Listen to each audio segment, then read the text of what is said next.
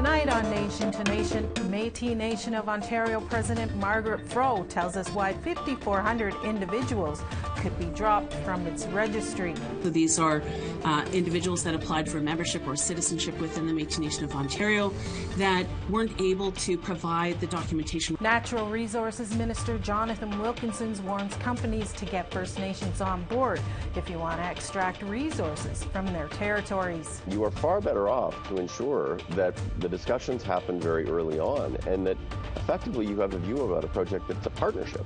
Ani, welcome back to Nation. I'm Annette Francis.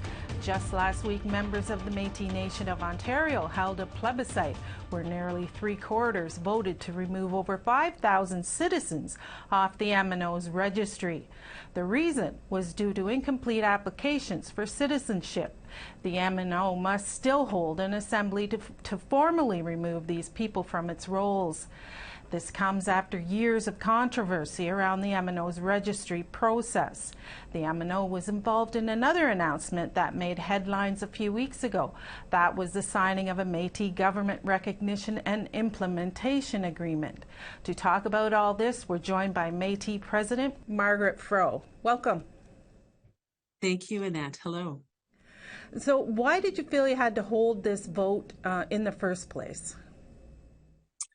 Well, I think we need to back up a little bit here and really talk about our story as Métis people. And our story really is a story of resilience. We've done an enormous amount of work advancing Métis rights, starting in particular with that historic watermark Supreme Court of Canada decision, advancing that all the way to the Supreme Court in the Powley case. And since that time, that Supreme Court decision came out in 2003, since that time, we've been really working to implement the Powley decision in Ontario and that recognition of Métis rights. And part of that work, obviously, has led to some very successful negotiations with the province around things like harvesting, but also negotiations with the federal government establishing MOUs to establish exploratory discussions tables, framework agreements that set the table for our negotiations around recognizing Métis self-government in Ontario. And finally, the historic June 2019 signing of the first ever Métis self-government agreement in the history of this country. And as part of all of that work leading into the framework agreement, we determined that, one of the very first things that any self-governing, self-determining Indigenous body does is give clarity around who it represents. And so as we were negotiating that framework agreement, we actually undertook an independent third-party review of all of our citizenship files across the Métis Nation of Ontario as part of preparing for self-government. And over the course of undertaking that review, which all citizens participated in, our registry was able to confirm to those individuals the status of their files. For those that were incomplete, to be able to talk with those citizens and explain why it was incomplete, how they could go about completing it. This process took several years. Our registry has done a fantastic job of supporting people in completing their files. And one of the things that came out of that final report from the registry review was an identification of some legacy issues that we've had within our registry, given the amount of time it's existed, given the complete lack of resources historically to support it.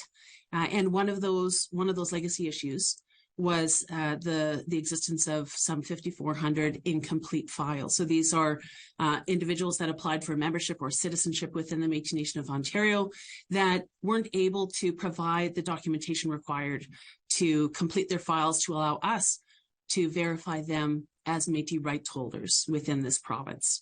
Is there any connection between holding the vote and the criticism you received from the Manitoba Métis Federation about the MNO's registry having people who aren't actually Métis? There's no connection whatsoever.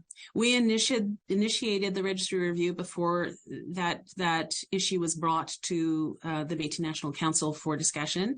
And we've been conducting this registry review on behalf of our citizens to support our citizens in our communities as we move forward with self-government.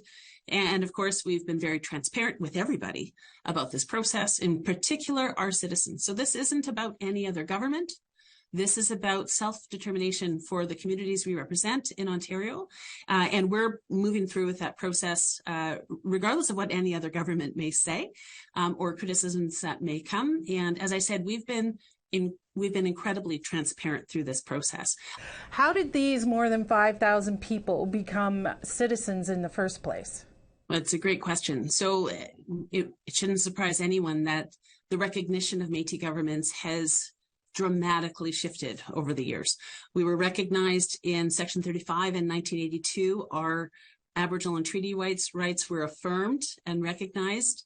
It actually took us 20 years, and that advancing the Pali case, which is what the Métis Nation of Ontario did on behalf, frankly, of all Métis, all the way to the Supreme Court of Canada before that had any meaning, before Section 35 had any meaning.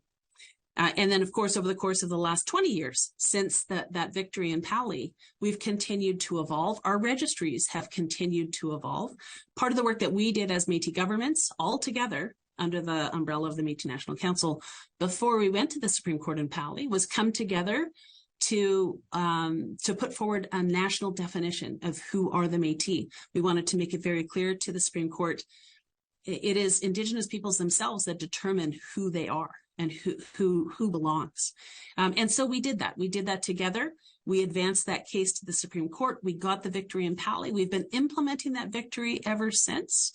And one of the things that the court said in Pali, they spoke to the critical importance when you're proving Métis rights of objectively verifiable citizenship registries.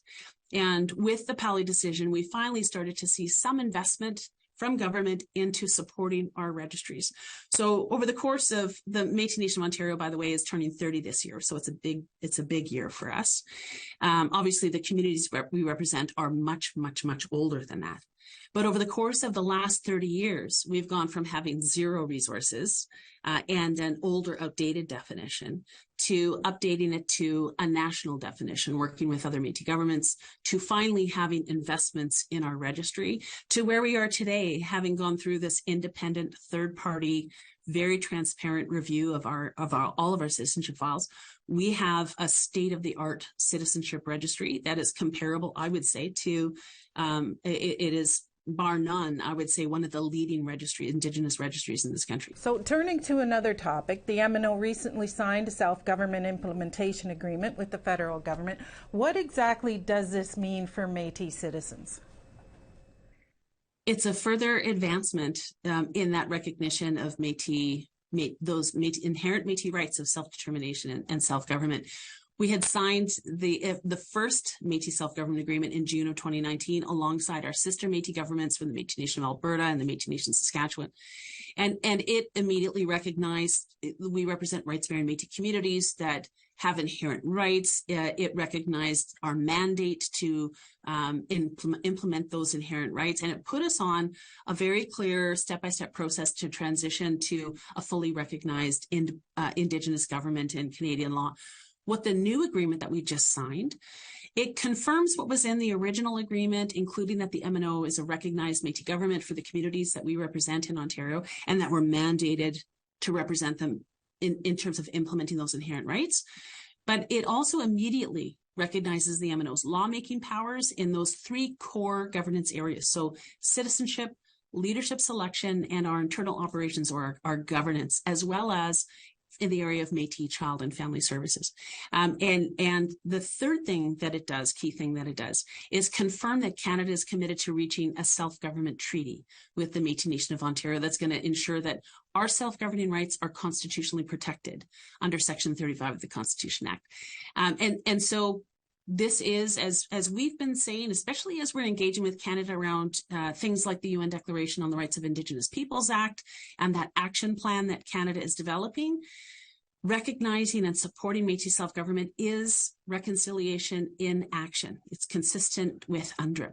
And it's, as well as moving forward with establishing a clear process to support the resolution of historic grievances or claims from Métis communities. But again, Métis self-government and supporting that is in fact reconciliation in action. And so this new agreement really allows us to ensure that, the new rights recognition language and techniques that weren't available to us in 2019 when we signed that first agreement, that we have those in place, immediately recognizing Indigenous self-government and Métis rights. But also the fact that Canada has changed its position on a number of issues, including this concept of constitutional protection for Indigenous self-government agreements, which is that, frankly, that's very good news for all Indigenous governments. And I guess the last thing that I will say about this new agreement is that it is very clear it is a legally binding agreement as well. Okay. President Fro, we're going to leave it there. Miigwech for being on Nation to Nation. Miigwech, merci for having us. Coming up after the break, we'll hear from the Federal Minister of Natural Resources.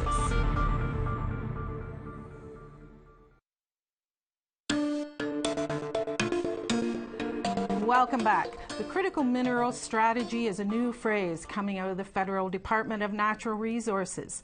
It's a $3.8 billion plan to extract minerals like lithium, cobalt, copper, and rare earth elements. And they're seen as essential as the world transitions to greener economies. Demand for these minerals is expected to increase several hundredfold in the coming decades.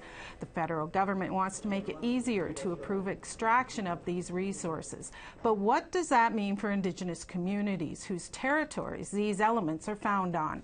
Natural Resource Minister Jonathan Wilkinson joins us now to discuss. Welcome, Minister Wilkinson. Thank you very much. So part of the critical minerals strategy is to advance reconciliation with Indigenous peoples. How will that happen? Well, it'll happen through a number of different things. Certainly it includes the consultation that is not only required by the Constitution, but is extremely important when we are proposing projects that take place on the traditional territories of Indigenous peoples. But in my mind, this is also an opportunity to really focus on economic reconciliation. So looking at ways in which Indigenous communities can not only be workers at sites, not only can have procurement contracts, but actually are partners that are equity participants in these projects that can help to influence how projects are done in a manner that's acceptable to the communities, and also that ensures that long-term benefits flow to the community so that they actually benefit in a significant way from these things. So I think there's a real opportunity here as we think about fighting climate change, yes, promoting economic prosperity across the country, but ensuring that Indigenous communities are front and center part of this conversation. With that, last month, your department announced a new Indigenous Council that is supposed to play a key role in advancing the clean energy projects. How so will they do that?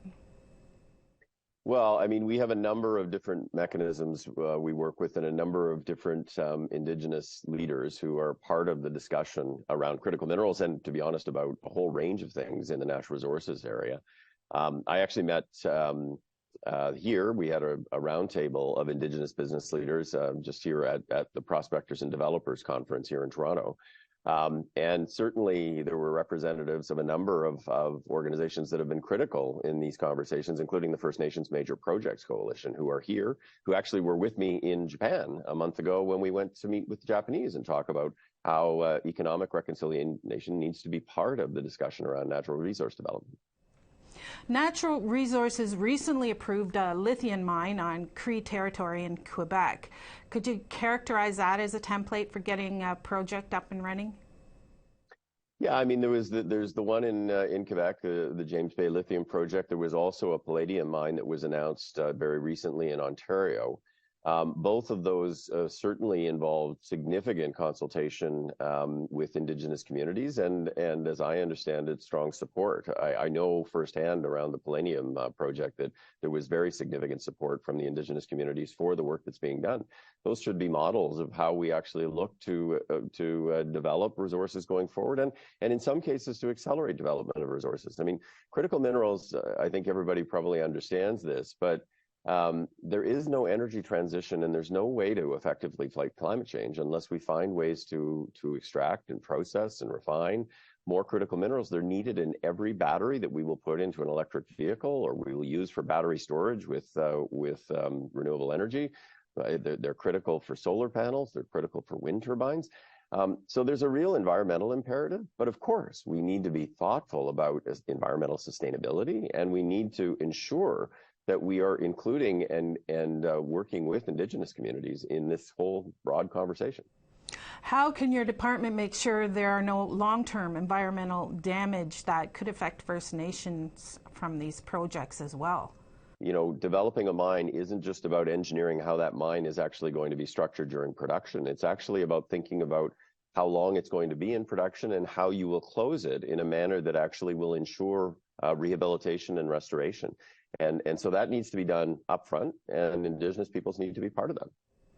How do you expect the duty to consult affect the speed of approving resource extraction projects? Well, I'm actually of the view that the duty to consult is a practical reality as well as a legal one, which is I think projects go faster and are better if you actually have those discussions up front.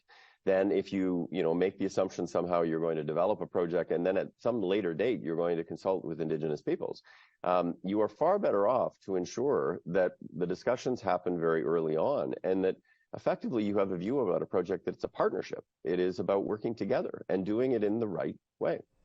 And if a First Nation does not want any type of extraction in their traditional territory, would the federal government respect those wishes? Well, certainly I think Indigenous communities are going to have a strong say in all of this. I mean, it's obviously at times complicated because there are many areas where there are more than one Indigenous community that need to be consulted. British Columbia is a great example of that, where often it's many Indigenous communities. But you have to work your way through, and you have to ensure that you are meeting the requirements under the law of the duty to not only consult but to accommodate. And so I would say that that will play a very significant role in the decisions that are made with respect to whether projects proceed. Well, recently the province of Ontario accepted a First Nations plan to build a road to the resource-rich Ring of Fire. But one community is opposed to that. What role does the federal government play in a dispute like this? Well, we are talking with the government of Ontario. We obviously also are talking with the Indigenous communities. The Ring of Fire is a very good example of where there are a number of different Indigenous communities who have interests in this conversation. I think we would like to continue that dialogue to try to understand what the objections are, and to try to ensure that we can address in a meaningful way concerns that communities may have. But that's why there is an environmental assessment on the roads. There's a regional environmental assessment going on to look at some of the bigger picture environmental issues, and Indigenous peoples are absolutely critical part of those processes. Okay. Thank you for taking the time. Miigwech. Thank you very much. Miigwech. Stay tuned. We'll be right back after the break.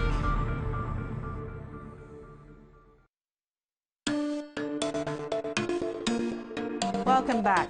This week, Parliament Hill has been gripped by news that China may have meddled in past federal elections. It has dominated the headlines, but Indigenous issues were still noticeable this past week. On Monday, Six Nations Police Chief Darren Montour appeared before the Justice Committee. It was looking at bail reform across Canada, which has become a hot topic since Randall Mackenzie of Six Nations allegedly shot and killed OPP Constable Greg Pershella last December. He was out on bail at the time, despite having a violent criminal record. That's because Justice Harrison Arrow took Mackenzie's Indigenous background into account when releasing him, doing so under a 1999 Supreme Court decision that established what is now called a Gladue principle. It is supposed to reduce the number of Indigenous people awaiting trial. Montour commented on Gladue, saying it works in certain circumstances, but that it's too often viewed as a get-out-of-jail-free card. Race should not play a factor in the bail conditions of repeat violent offenders. And I pose a question: if Randall Mackenzie was not Indigenous, would he have been released that day? I don't know. I cannot answer for the justices involved. And my officers are responding to calls when he's tampering with his ankle bracelet, and then he's gone into the wind. 25 minutes is the response time. By the time we get there, he's gone. And jump ahead to October, he's wanted again by the Hamilton Police Service for other serious offences involving a firearm, domestic. We checked and we go knock on the door again at his surety's place in Ohsweken on the Territory. His mother advises she had not seen him since he cut his bracelet off in July of 2022. Jump ahead to December 27th, and we have the shooting of Constable Pershella. Also this week, the Indigenous Affairs Committee has been studying how to improve graduation rates and outcomes for Indigenous students. On Monday, Indigenous Services Minister Patty Hajdu gave her 2 cents. I mean, when we talk about the failure of education systems to graduate First Nation students from mainstream secondary schools, oftentimes it's those students have left school. It's not because they've reached grade 12 and failed. It's because they've often left schools because they don't feel that they don't feel welcome in those systems, or they've experienced disproportionate racism, either at the hands of the educators, which is extremely sad, but also by their peers. On Wednesday, it was the turn of Indigenous educators to have their say. Blair Gould explained what was done to improve graduation rates among the Mi'kmaq. And so we cannot stress and emphasize enough the importance of attendance in all years, but especially in elementary. We create a lot of opportunities and targeted opportunities, I would call them. So we have cohorts to create, just recently and currently a desire to have more early childhood educators, as it's a huge need in our communities. And so we design and create the cohorts with our partners. On Tuesday, a couple of First Nations leaders appeared before the Public Safety Committee. It is currently going through Bill C-21, the gun control law. Mohawk Council of Ganawage Chief Jessica Lazare appeared before it. She told the committee her nation had not been consulted until meeting Public Safety Minister Marco Mendicino met with them in late February. The way that we got to meet face to face, he got to see where we were coming from as a council, and not only discuss it with just one individual, but to speak with the whole of the council and to get a little bit of our experience. However, I do not deem that as adequate consultation. And finally, during Tuesday's question period, NDP Member of Parliament Gord Johns asked about dealing with the potential unmarked graves found at the former Port Alberni residential school. The nation has made calls for truth and justice, including funding to complete this research, removal of the remaining buildings, and replace it with a healing and cultural center. Will the Prime Minister honour the Sashat calls for truth and justice? Here. The Honourable Minister. Thank you, Mr. Speaker. I want to thank the member for this important question, not only for all the survivors and families that were sent to this hideous institution, but also for the communities that are going through a lot of pain and trauma trying to come to grips with that grim reality. This continues to shock the conscience of Canadians, and I have spoken to Chief Councillor Ken Watts on a number of occasions, indeed visited the community twice, and have undertaken to do all what we can on behalf of Canada to make sure that there is some measure of healing that is afforded to those survivors as well as to the community. Thank you. That wraps up tonight's show. For much more and to download our podcast, head to aptn.ca/nation to nation. I'm Annette Francis. Have a great evening.